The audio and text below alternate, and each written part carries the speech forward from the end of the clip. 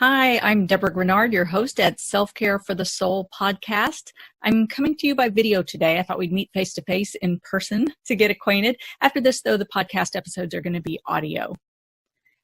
I want to let you know a little bit about Self-Care for the Soul.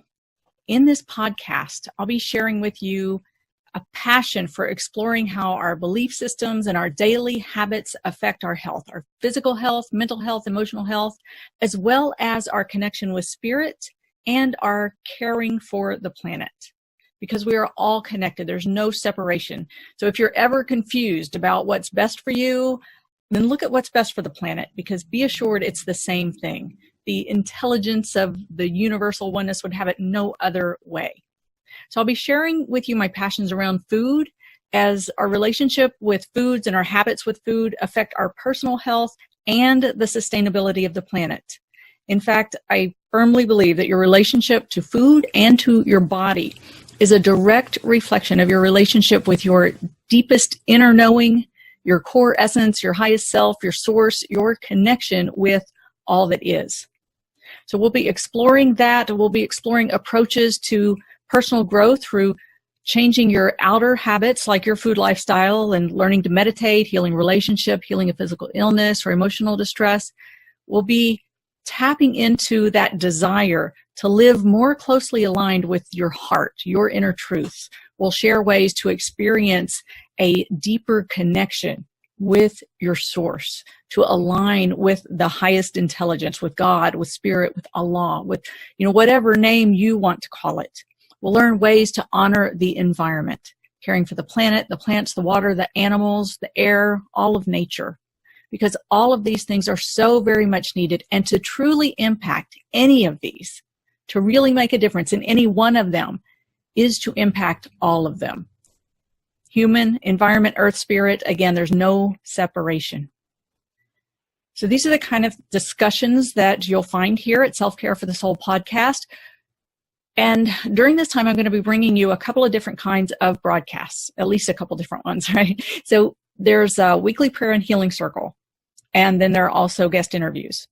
So with the weekly prayer and healing circle, that's from my community, the Community for Conscious Living. And the Community for Conscious Living is dedicated to personal transformation for universal harmony, healing the planet by making inspired changes in ourselves and our daily lives to create a sustainable environment and a peaceful world. Yes, I have that memorized. So what the weekly prayer and healing circle is, it's an ecumenical spiritual healing meditation that is led by me. So I hope you'll join us for that. And then there's the guest interviews. For the guest interviews, we'll be starting this podcast off with a special series of interviews from a project that I've just recently kicked off called While We Were Silent. While we were silent, in the wake of the events that fueled the Me Too movement, I kept hearing the questions. Yeah, but why would someone stay silent and then speak up after 20 years? There must be some ulterior motive. Are they just coming forward to out of vengeance, or to take someone down who's in power? Or could it be a conspiracy? All of these questions. So this is a conversation it's timely, it's relevant, and it's so important for our conversation right now, because my experience is that silence is the norm, not the exception. It is the norm, not the exception. But I wanted to explore the why, and I want to help all of us, those who have experienced sexual trauma in their lives and sexual abuse, and those who have not, to understand why people do not speak up and what happens inside during the periods of silence. So these are interviews with experts in healing from trauma of sexual abuse. And each of these experts was chosen because they have experienced it themselves, they've walked the path of healing, and now they're helping others to heal. They're all very just down-to-earth, accessible people that you can reach out to if you have a situation you're dealing with, if your wounds have been scratched by what all has been going on in the conversation that's been happening in the world, and you'd like to reach out for some help. So I chose them specifically for those purposes. And these interviews explore opportunities for healing, and they also look at what is shifting in the mass consciousness as our culture, our greater humanity has a great opportunity to heal. There's an undercurrent that's been woven into our fiber of humanity that has allowed the prevalence of sexual abuse to exist for a very long time.